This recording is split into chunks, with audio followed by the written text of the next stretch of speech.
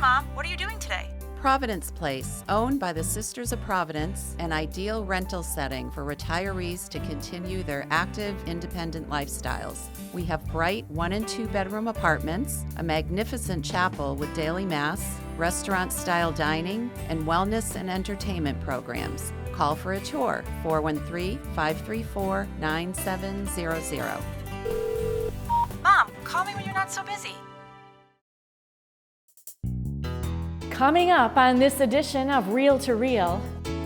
Catholics pray the pro-life Stations of the Cross and the Stations of the Cross all across the diocese on Good Friday. I'm Caroline McGrath. I'll have that story coming up. I'm Nick Morganelli. I'll take you to St. Anne's Parish in Lenox for a New Genesis scrapbooking event that moved the hearts of volunteers and participants. And the Great North American Eclipse will bring temporary darkness to our area here in Western Massachusetts. Priest astronomer Father Douglas McGonigal will shed some light on the solar phenomenon. It's all just ahead on Reel to Reel.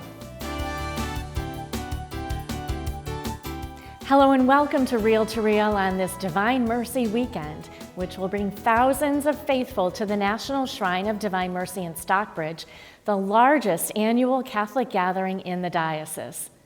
The Catholic faith is alive and well in Berkshire County, as witnessed in our first two stories today. The Berkshire town of Lee is home to New Genesis, a program that integrates those with physical or mental disabilities with the church and the greater community. Nick Morganelli takes us now to a recent event bringing together members of New Genesis with youth from 3 area Catholic parishes. Here at St. Anne's Parish in Lenox, Maren Jacobs and Dolores Rocha met a need with the ministry after their pastor, Monsignor John Bonzani, challenged everyone to develop a mission for the tri-parish community. Dolores had this brainstorm, so she called me up the next day and she says, "Hey, I think I've got an idea, but I need somebody to work with me." And I said, "Okay, I'm willing to do that." We thought we really need to reach out to the group homes in our communities because they're fairly isolated. So in 2016, they met up with house directors of the group homes and together agreed that coming together for a meal and an activity would work well. When we first started it, the house directors thought we were going to try to evangelize them, that we were going to try to convert them. They understood that this was not what we were trying to do. We were stakeholders in this and trying to build stakeholders. So now the house directors are stakeholders. You know, the people in the group homes themselves, they're stakeholders. That includes Betsy Coloho, who dressed up for this St. Patrick's themed scrapbooking event. Playing bingo, doing crafts, and just getting to know everybody, different people. Jasmine Chapman, a staff service worker in one of the homes, sees the benefit of the ministry for her residents. I bet you for the next week, one of them in our house, she'll be talking about the scrapbooking party. And when's the next one? When's the next party? She benefits too, attending Mass at St. Anne's. I take 2 of my individuals to church every Sunday, so I still go, but I'm not a part of it. It's just I'm there as staff. But it's fun. It's real nice.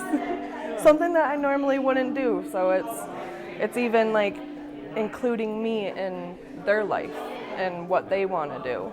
This was the first time the youth of the tri-parish community have worked with the New Genesis program, and we can expect much more collaboration in the future.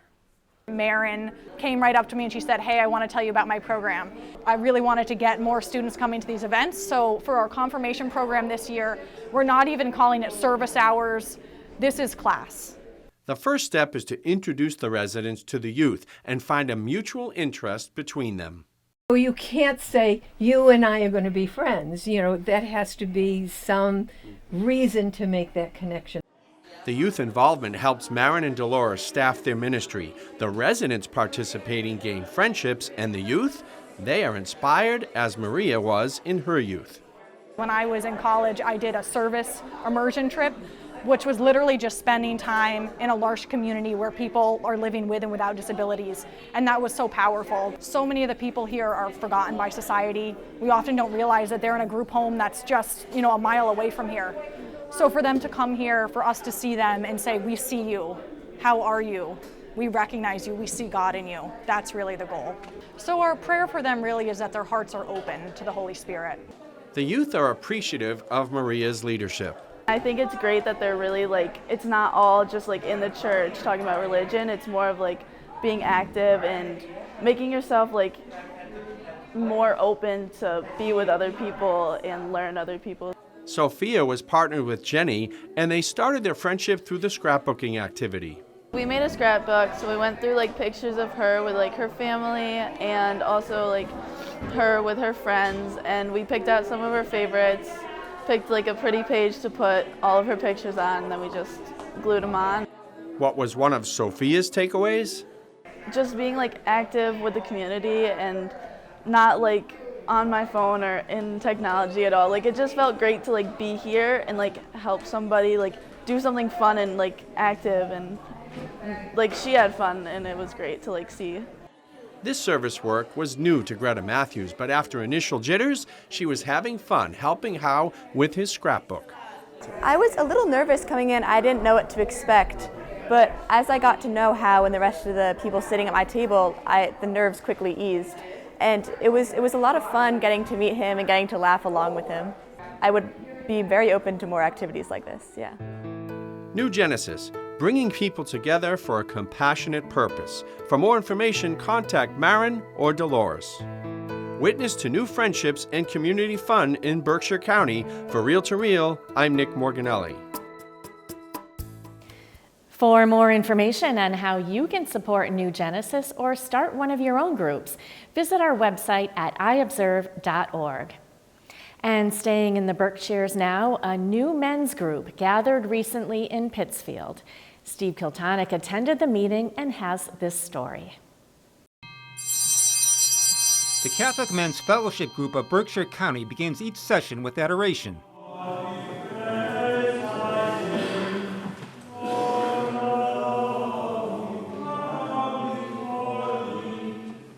The group has been meeting faithfully every month at St. Charles Borromeo Church in Pittsfield since it was established in 2023. One of the reasons behind its founding is the belief that Catholic men's groups were lacking in Berkshire County. The group was founded about a year ago in response to the conditions in the culture and in the church, and to get men back into the fray. And the whole purpose is to educate men to be the spiritual fathers of their family, of the church, and of the community. St. Charles parishioner Paul Mays and 11 other men initially met with Father Gary Daly, the director of the Catholic Newman Center at UMass, for some advice. He had started a men's group approximately 20 years ago when he was in St. Mary's in Lee, and we wanted to get some information from him about how to go about it, how to start from ground zero, how to attract the people. After the meeting, a mission statement was drawn up and an agenda established for the planning of events. It was decided that the focus of each monthly gathering would be to educate men by recruiting guest speakers, primarily priests from the diocese, to discuss various topics. On this Thursday night in March, Father Robert Miskill spoke on the topic of faith and order. The audience typically consists of around 20 to 40 men of all ages from across Berkshire County who have shown up consistently for the discussions. The long-term goal is to draw 60 men or more for each session. Daniel Potvin is one of the 12 founding members or apostles of the group. There's an old saying, right? As iron sharpens iron, men sharpen men. And we need men to engage in society today, which means they need to be strong, courageous, and they need to know their faith and live their faith. But also empower and encourage the men to get out there and get involved, evangelizing, pushing back on stuff that's pushing in on us in society. Our churches have closed, our Catholic schools have closed, our kids have fallen away. I guess a group like this it's a beginning point, coming together, praying.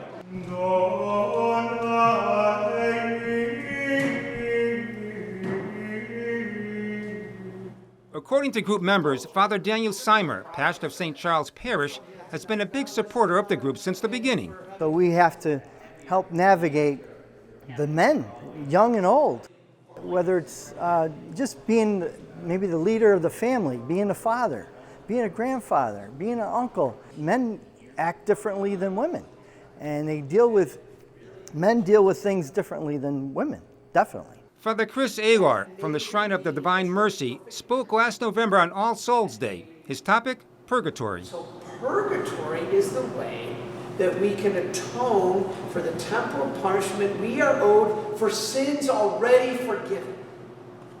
It's not for the forgiveness of sins, it's for the atonement for sins already forgiven, and that's He's the provincial down in Stockbridge, but he's got a worldwide view. And we wanted to get him not only because of that notoriety, but also he's an outspoken defender of the faith, calls it like it is, and challenges men, and that's what we wanted.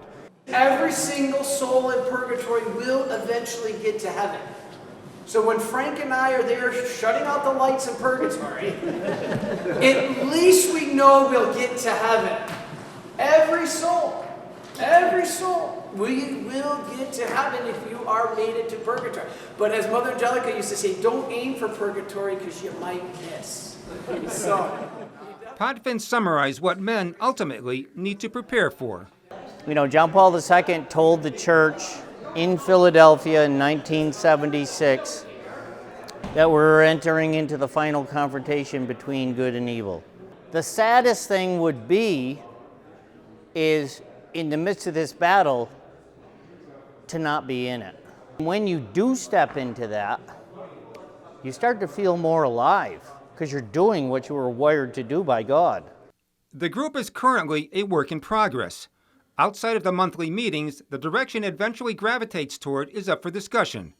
There's talk of participating in some of the diocesan Eucharistic Rosary processions, like the one in Northampton each June, and volunteering for the upcoming Divine Mercy Sunday in Stockbridge. The group aims to partner with other Berkshire Knights of Columbus chapters and possibly some young men's groups. And then we're talking about other things just to help people in need and whatever our role should be there. But in the end, everything is really driven toward how we get more people to God and to heaven. At the end of the night, there's always time for fellowship where men engage each other over coffee and discuss the talk or maybe what's going on in their personal lives. You can volunteer. I brought the thing here. The meetings are held in the basement of St. Charles Church every first Thursday of the month, starting at 7 p.m. this is where it all starts. It starts with the man, the family, the father. You have to continue to stay strong. God bless you all. The Lord be with you. And with your spirit. Bow down. The next session of the Catholic Men's Fellowship Group is May 2nd. Bless this men's group. Bless Father. Bless St. Charles. Bless all of those involved with the organization of this group of men striving to do your will in all things. For Real to Real, I'm Steve Kiltonic. Let us accept their suffering. For more information on the Men's Fellowship Group, contact Frank Rizzo at 413-442-2931. And still to come on Real to Real, all eyes will be on the sky this Monday afternoon for the Great North American Eclipse. I'll talk with Father Doug McGonigal, a priest astronomer who will give us some insight into this solar phenomenon. And we'll witness some Good Friday commemorations focused on the cross. Carolee McGrath will have more on how local Catholics marked the solemn and holy day. These stories are still to come on Real to Real.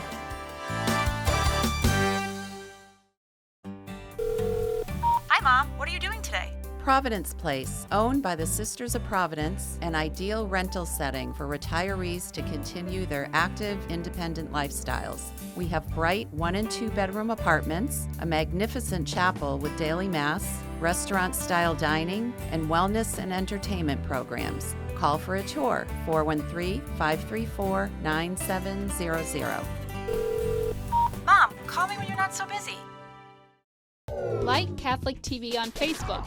Once you're there, you can join in on discussions, make friends with other Catholic TV fans, watch behind-the-scenes videos from the studio, just finished this today. and stay up to date with the Catholic world. All this at facebook.com/CatholicTV.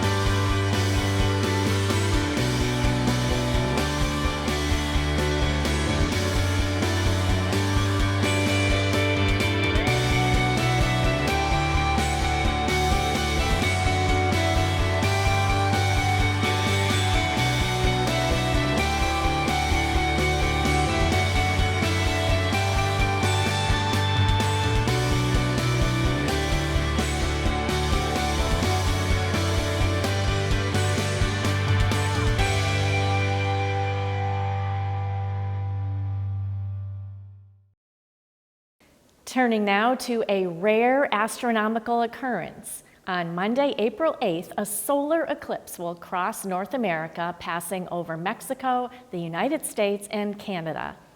Joining me now is priest astronomer Father Douglas McGonigal, pastor of Most Holy Redeemer Parish in Hadley, to give us some insight into what will hopefully be a breathtaking phenomenon. Hi, Father Doug. Thanks for joining us today. Thank you for having me, Sharon. Well, first of all, for those who might not know, as I mentioned, you are a priest and an astronomer, a prime example here of faith and science going hand in hand. Absolutely. Some people have the idea that science and religion are at odds with each other, and there's nothing further from the truth. I grew up in a Catholic family, and my dad worked in the high-tech industry in the Boston area, and he gave me both my faith and my love for science. Now, can you explain what we're about to see on Monday? What can we expect here in Western Massachusetts? Okay, so what we're going to be experiencing is the moon passing in front of the sun in the afternoon of Monday, the 8th. And so we'll be on the outer edge of where the totality will be. And what we'll see here in Springfield is about 95% of the sun being covered by the moon. So if the conditions are right, what's the best way for us to safely watch this solar eclipse? Well, happily, it looks like the long-range forecast, it's going to be mostly sunny. And so a little before 3:30 on Monday, it'll be getting darker. You do not want to be staring at the sun for any length of time. You will do irreparable damage to your eyes. So one of the things you can do is you want to get a hold of some solar eclipse sunglasses, which you can get. I got these on Amazon. You might be able to find them around in town. This would be the safest way. Also, it'll allow you to actually watch the moon pass across the sun, because even as it gets dimmer, there's going to be a lot of glare and it'll be hard to see. Another way to do it is to make a little pinhole camera. And what I did was take a manila folder, put some white paper on it for a screen, and then you face the sun and use a pinhole in the other sheet, and you can project the image of the sun onto the little screen. And so that is a safe way. You'd actually see the sun and you'd be seeing the moon covering it over. And well, in those areas in the total eclipse zone, they are expecting big crowds to show up to witness this event. Why do you think an eclipse fascinates people so much? Well, one of the things is that I am told, I've never seen a full total eclipse myself, but I'm told that the experience of a total eclipse where the sun completely disappears, the corona, the outer atmosphere of the sun becomes visible, the entire sky turns black, and the stars come out, is a very moving experience, and it's unique. It doesn't happen all that often. I think one of the last solar eclipses that was in the New England area was like in the 70s. We've had annular eclipses. There was one in May of 1994. I was in grad school. A bunch of us went up to Vermont to get close to it inside the totality. But even then you had a small ring of the sun. The moon was a little smaller, and so the sun poked out around the edges. It wasn't a total eclipse. This is going to be a total eclipse. And if you can get on 91 and drive up 2.5 hours up to Montpelier in Vermont or St. Johnsbury, you will be inside and you can see total eclipse. All right, Father Doug McGonigal, thanks so much for shedding some light on this for all of us. And hopefully we can all enjoy this wondrous event and celebrate the universe that God has created. Thank you, Sharon, for having me.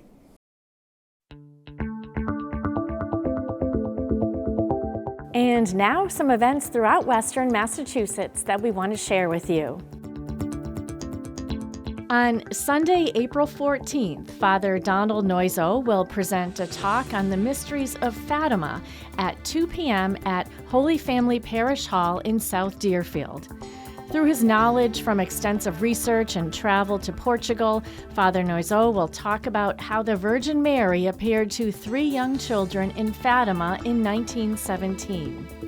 Learn about the miracle of the sun, the 3 secrets that Our Lady of Fatima shared with the children, and why the last secret wasn't revealed until years later. The event is free and open to the public. St. Charles Borromeo Church in Pittsfield is hosting an Italian dinner along with the Sons and Daughters of Italy on April 20th at 5 p.m. The dinner includes ziti and meatballs, garlic bread, and tiramisu for $20. Kids under 12 are free. Tickets are available at the parish office at 89 Briggs Street. And Father David Darcy, pastor of St. Francis Parish in Belchertown, will be leading a pilgrimage to the shrines of Italy in 2025. The pilgrimage will take place September 28th through October 7th and will mark the Jubilee year of the parish. Pilgrims will be in Assisi on St. Francis's feast day, October 4th. For information, contact Ann Werbicki at 413-301-3409 or email amwerbicki@yahoo.com. For more events in the Diocese of Springfield, we have a link at iobserve.org.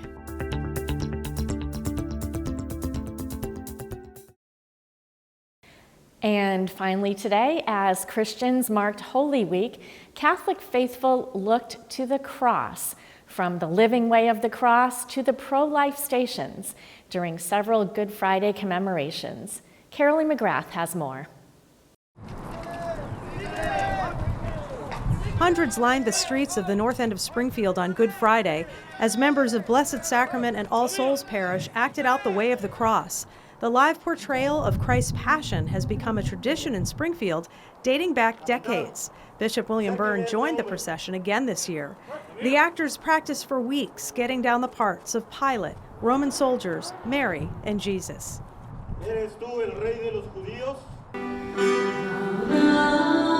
In Holyoke, it was a similar scene, with parishioners from St. Jerome Parish also acting out the way of the cross. Via Crucis, as it's called, dates back to the 4th century, but was made popular in Spain more than 500 years ago. At St. Jerome's, the Way of the Cross began inside the church. Then the group moved outside, witnessing to the wider community. First station, Jesus sentenced to death. And from Holyoke to Westfield, the story of Jesus' arrest, humiliation, and suffering that led to his victory on the cross was told again. St. Mary's Parish has been doing the living way of the cross since 1963. First of all, it helps us really view in live fashion what Jesus went through. I mean, it's just a little pinch, if you will, a little brushstroke of the stations of Jesus. But if it's played well, which it usually is, they play it with enthusiasm, you kind of get an idea of the passion of Jesus. Deacon Pedro Rivera, who is assigned to St. Mary's, is the director of Latino ministry for the Diocese of Springfield.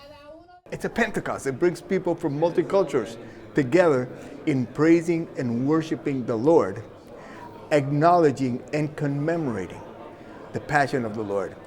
And hopefully that will help change the way we think about our lives, about how good we are not, so that we can be better Christians and as a result of that, better people. At Holy Cross in Springfield, parishioners held a Living Way of the Cross for the first time in several years. Brian Rucci, the music director, organized the presentation.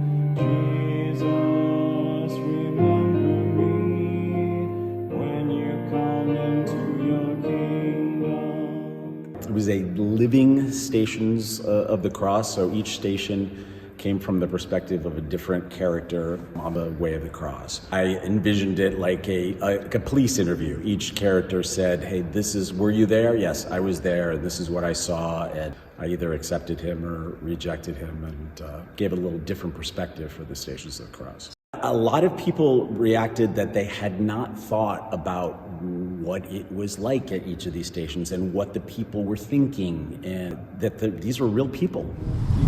Holy Mary, Mother of God, pray for us sinners now and at the hour of our death. Many people start their Good Friday down here at Planned Parenthood praying the pro-life Stations of the Cross.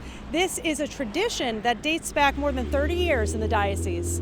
More than 75 people joined Bishop Byrne on the corner of Main Street and Wasson Avenue to pray for the unborn, their parents, and those who work in the abortion industry.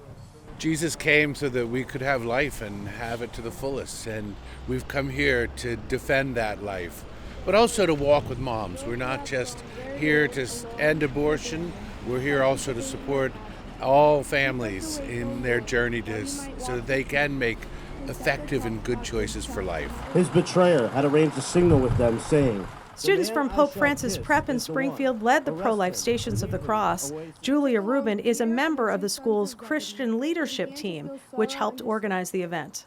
A lot of people think that pro-lifers just, want to save the baby, but that's not true at all. We want to save the mother and the baby. A lot of times women don't realize that when they have an abortion, it hurts them. Hail Mary, full of grace, the Lord is with thee. Blessed art thou among women, and blessed is the fruit of thy womb, Jesus. After the Stations of the Cross, Bishop Byrne led the rosary with Father Dan Pakalik, the director of pro-life activities for the diocese. He emphasized both ministries that walk with moms to help them through pregnancy and beyond, and ministries that help with healing. Rachel's Vineyard Ministries offers healing retreats for men and women who are post-abortive. Every time that there is an abortion, it's another little crucifixion. His Sacred Heart continues to bleed out, but yet it is filled with mercy. That we're here to say, there's nothing that we can do that God can't forgive. And that's the message of Good Friday, that Jesus loved us so much that he willingly embraced his cross to defeat sin and death. And all of these traditions aim to share that message far and wide. Reporting for Reel to Reel, I'm Carolee McGrath. Thanks so much, Carolee. And for this week, that's Reel to Reel. We thank you so much for joining us today, and be sure to follow the latest news of the Catholic Church both here in Western Massachusetts and around the world on our news and information site, iobserve.org. There you'll find articles prepared by our Catholic Communications reporting team, as well as our partners at Our Sunday Visitor. That's iobserve.org, and we are also on Facebook, so follow us there at Catholic Communications. And a special programming note for those who watch the Chalice of Salvation televised Mass. Because of NBC programming tomorrow morning, a full 1-hour Chalice program will air at the earlier hour of 6 a.m. That's 6 a.m. tomorrow morning. And at Chalice's normal time of 10 a.m., we will rebroadcast the Mass in a condensed half-hour edition before NBC Sports coverage begins. So Chalice will return at its full hour at 10 a.m. next Sunday. And I will see you at this same time next week for another edition of Reel to Reel, your window on the world around you. Enjoy your week and the solar eclipse. Reel to Reel is a production of the Catholic Communications Corporation, funded in part by the annual Catholic Appeal, and the support of you, our faithful viewers.